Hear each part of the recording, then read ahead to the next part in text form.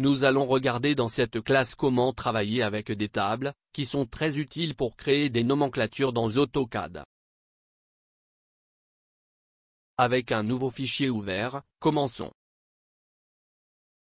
La commande table insert se trouve dans le panneau table de l'onglet Annoter. Dès que nous activons la commande, une boîte est ouverte, où nous configurons comment la table sera créée. Nous pouvons choisir s'il sera inséré vide, il sera à partir d'un fichier existant ou d'un extrait d'information d'un objet. Nous maintenons l'option de table vide active. Nous définissons ici si l'insertion de la table sera par un point ou par une boîte et, dans notre cas, ce sera par un point. Dans ces champs, nous définissons la quantité de colonnes et de lignes que nous aurons dans la table et leur taille respective. Nous définissons la quantité de 5 colonnes et 8 lignes, en dehors des lignes d'en-tête et de titre. Lors de la configuration de la table, nous cliquons sur OK et un point dans la zone graphique pour l'insérer.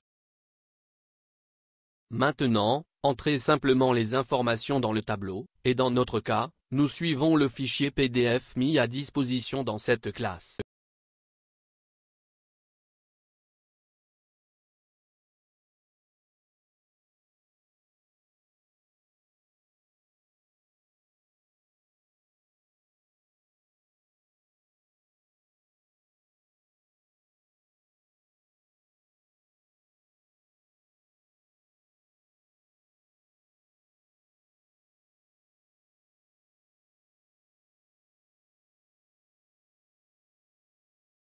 Pour insérer le symbole de diamètre, cliquez sur la commande symbole présente dans le panneau inséré de l'onglet éditeur de texte. Dans la liste qui s'ouvre, nous choisissons le symbole de diamètre.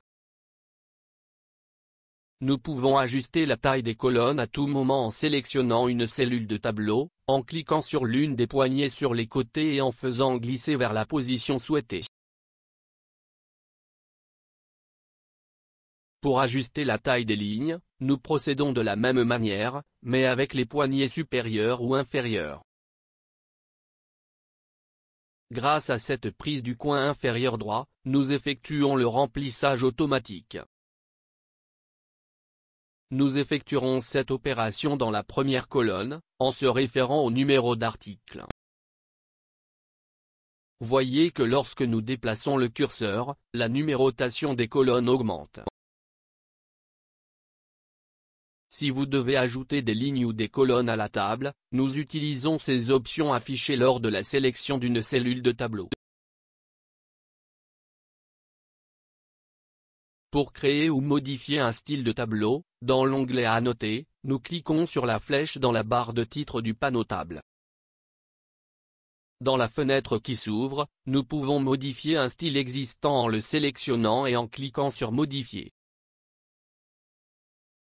Nous pouvons également créer un nouveau style en cliquant sur Nouveau.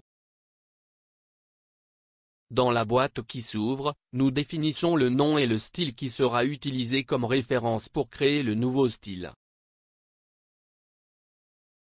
Nous avons confirmé cette boîte et la boîte de configuration de style s'ouvre. Dans Table de départ, nous pouvons sélectionner une table existante dans le projet à utiliser comme modèle. Dans Direction de la table, nous définissons si l'en-tête et la barre de titre seront positionnés en haut ou en bas du tableau.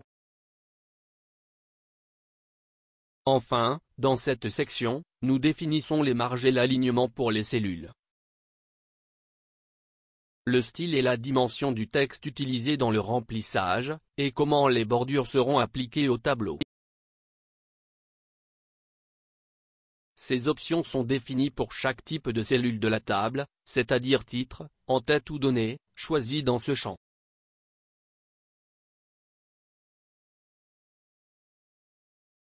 Nous avons donc terminé notre cours, où nous avons appris à travailler avec des tables, y compris la création et la modification de styles. Utilisez cette fonctionnalité pour créer des tables qui complètent les informations de votre projet.